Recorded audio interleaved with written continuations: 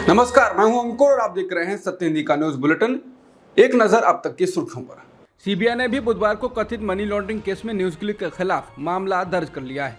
दिल्ली में 2 स्थानों news click के संस्थापक परवीर पुरकायस्थ के दफ्तर और घर पर तलाशी ली जा रही है। दिल्ली पुलिस के स्पेशल सेल ने इससे पहले इसी मामले में उन्हें गिरफ्तार किया था। अभी मंगलवार को ही दिल्ली की एक अदालत ने परवीर पुरकायस्थ और न्यूज क्लिक के एचआर प्रमुख अमित चक्रवर्ती को 10 दिन की न्यायिक हिरासत में भेजा है। दोनों पर यूएपीए भी लगाया गया है। सरकार ने न्यूज क्लिक पर आरोप लगाया है कि समाचार पोर्टल ने चीन समर्थक प्रचार फैलाने के लिए पैसे लिए थे। हालांकि इस आरोप का खंडन न्यूज क्लिक ने न सिर्फ बहुत पहले और अब अदालत में भी किया है। मुकेश अंबानी अब फिर से देश के सबसे अमीर व्यक्ति हो गए हैं। मंगलवार को जारी हुरून इंडिया रिच लिस्ट 2023 की रैंकिंग में रिलायंस इंडस्ट्रीज के अध्यक्ष मुकेश अंबानी ने अडानी समूह के अध्यक्ष गौतम अडानी को पीछे छोड़ दिया है।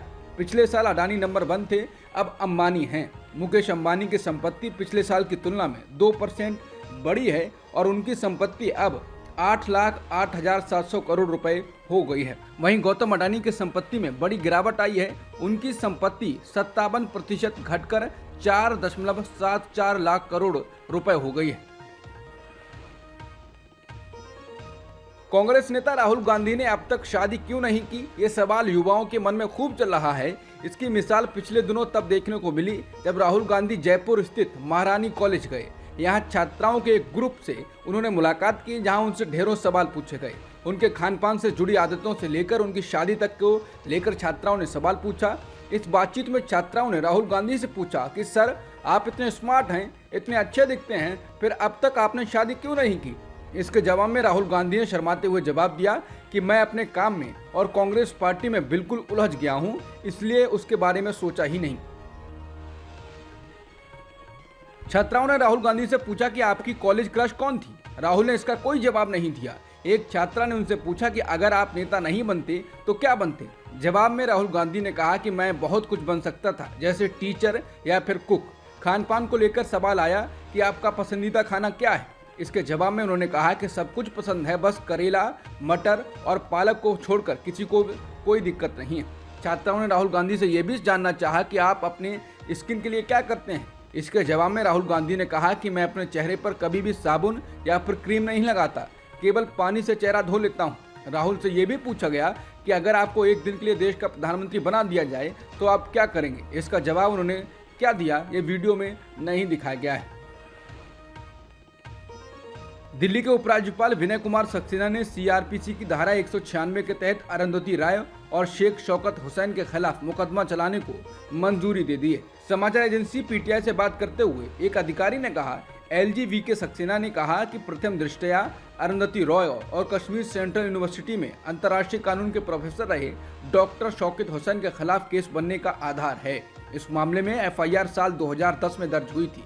कश्मीर के एक सामाजिक कार्यकर्ता सुशील पंडित ने 28 अक्टूबर 2010 को दिल्ली के तिलक मार्ग पुलिस स्टेशन में शिकायत दर्ज कराई थी कि कुछ लोगों ने राजनीतिक कैदियों की रिहाई के लिए आयोजित एक कार्यक्रम में द ओनली वे में भड़काऊ भाषण दिए थे।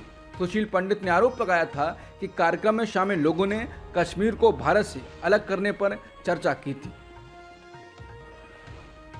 विधानसभा चुनाव के लिए बीजेपी ने 41 प्रत्याशियों की पहली सूची जारी कर दी है। कांग्रेस भी जल्द लिस्ट जारी करेगी, जिसे लेकर कई तरह की चर्चाएं भी हो रही हैं। वहीं चुरू में एक कार्यक्रम के दौरान सीएम अशोक गहलोत ने बीजेपी को आड़े हाथों लिया है। उन्होंने पहले तो चुरू विधायक और नेता प्रतिपक्ष राजेंद्र राठौड़ को निशाना बनाया। उन्होंने बीजेपी की लिस्ट को लेकर कहा कि कल जो लिस्ट 41 प्रत्याशियों की आई है उसमें राजेंद्र राठौड़ का तो नाम ही नहीं है। उन्होंने कहा कि बीजेपी ने तो अभी तक पार्टी का चेहरा भी अनाउंस नहीं किया है। गहलोत ने कहा कि इनको अभी तक ये नहीं पता कि हमारा नेता कौन होगा, बस मोदी ने कह दिया कि हम कमल के फूल पर चुनाव लड़ेंगे। मोदी सरकार के 25 सांसदों ने 5 साल में क्या किया, अब तक कुछ नहीं किया। ये सिर्फ मिलकर ईआरसीपी को लेकर भी कुछ नहीं कर पाए। गजा में युद्ध का 5वां दिन है। इजराइल हमले को तेज करने की तैयारी कर रहा है। इजराइल सेना दक्षिणी इजराइल में जमा हो रही है।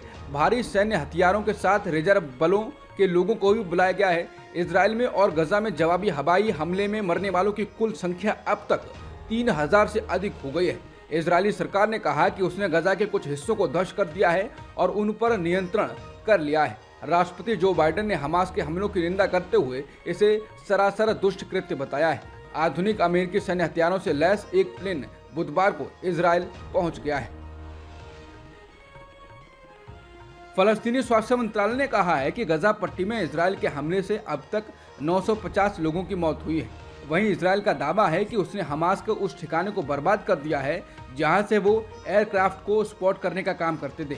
इजरायली सेना का कहना है कि उसने हमास के उस ठिकाने को उड़ा दिया है जहां से वो गजा के ऊपर मंडराने वाले एयरक्राफ्ट की निगरानी करते थे। सेना ने ट्वीट कर यह भी कहा कि रात भर में बेत हेरान में 80 ठिकानों पर हमले किए गए, जिसमें बैंक की 2 ब्रांच भी शामिल हैं, जिसका इस्तेमाल हमास आतंकवाद की फंडिंग के लिए करता था। बीबीसी की रिपोर्ट के अनुसार इजराइल के प्रधानमंत्री बेन्यामिन नेतन्याहू ने अमेरिकी राष्ट्रपति जो बाइडेन को हमास के हमले के बारे में जानकारी दी है और फलस्तीनी संगठन को आईसिस से भी बदतर बताया है। इजराइल ने इस फोन कॉल का वीडियो जारी किया है। संघर्ष शुरू होने के बाद से दोनों नेताओं की फोन पर तीसरी बार बात हुई है। आज भारत नई दिल्ली में अरुण जेटली स्टेडियम में अफगानिस्तान से भिड़ने जा रहा है। अफगानिस्तान के खिलाफ मैच के पहले मंगलवार शाम को भारत की केवल आधी टीम ही प्रैक्टिस के लिए पहुंची।